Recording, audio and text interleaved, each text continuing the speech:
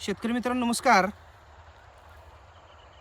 आज आपल्या या धेंच्याचं वय 21 दिवस झालंय आणि अतिशय सुंदर वाढ तुम्हाला धेंच्याची झालेली दिसेल.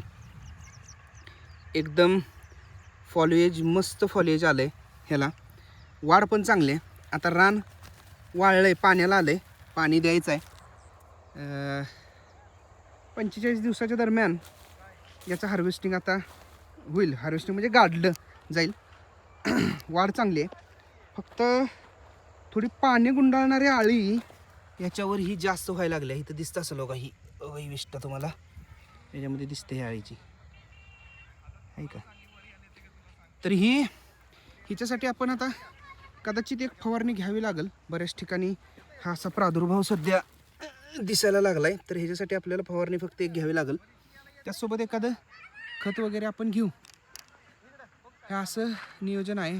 40-45 दिवसात चांगलं खत ह्याचं आपलं तयार होईल. आपणही केलं आहे का ताक त्यांच्या? जरूर सांगा.